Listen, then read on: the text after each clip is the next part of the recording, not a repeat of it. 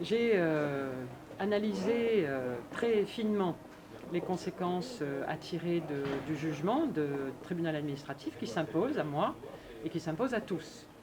La première conséquence, c'est effectivement de nommer un administrateur provisoire. C'est le rôle de la rectrice. J'ai réfléchi, j'ai consulté. Je représente ici la ministre de l'Enseignement supérieur et de la Recherche. Je m'en suis donc aussi, bien sûr, référée à la ministre. J'ai consulté la communauté universitaire ici et j'ai abouti à la conclusion qu'il fallait remplir deux conditions. D'abord, bien connaître l'université.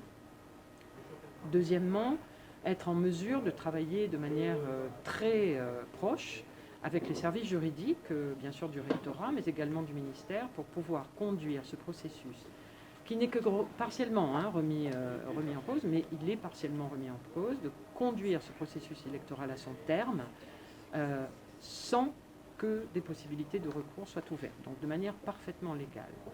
Ces deux conditions m'ont conduite à d'abord écouter aussi les inquiétudes de la communauté universitaire qui a des dossiers importants à gérer d'ici la fin de l'année. Nous sommes au mois d'avril.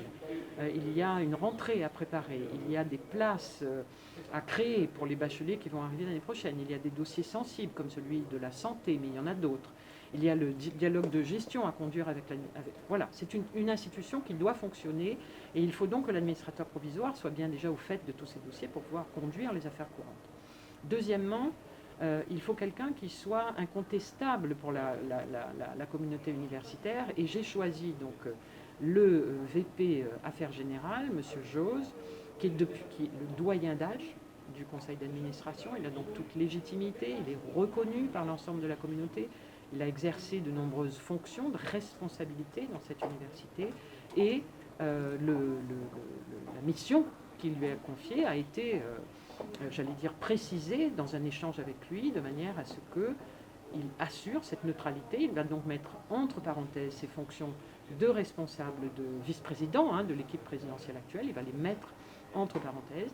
Il va assumer pleinement ce rôle de neutralité de l'administrateur provisoire et il va travailler en étroit lien avec les services juridiques du rectorat et du ministère, de manière à ce que toute interprétation possible du droit soit tranchée de manière définitive par les services juridiques du ministère, de manière à ce que nous puissions ensuite appliquer les règles de droit qui conduiront à un processus électoral terminé dans l'apaisement et dans j'allais dire, l'impossibilité de le contester.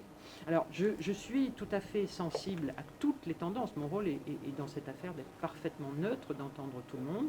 Je recevrai les étudiants cet après-midi, l'ensemble des associations étudiantes, leur représentation, et je rencontrerai demain avec l'administrateur provisoire les 28 membres du conseil d'administration qui sont élus, qui sont de toutes les tendances, de tous les listes d'opposition, les représentants, les 28 représentants, les administratifs, les étudiants, l'ensemble des composantes de l'université. Je les recevrai, j'irai à leur rencontre à l'université de manière à pouvoir leur donner toutes les réponses aux questions qu'ils se posent.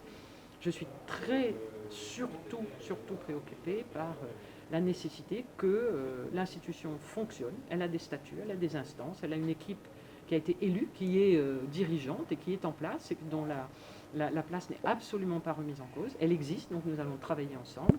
L'administrateur provisoire pourra s'appuyer sur cette équipe, sur les services de l'université qui sont légitimes, il ne faut pas l'oublier, mais également répondre aux questions, ma foi, des listes ou d'autres opinions qui pourront s'exprimer. Et c'est l'enjeu très important pour moi qui va permettre que la communauté universitaire soit apaisée et fonctionne dans un processus de campagne électorale démocratique normal.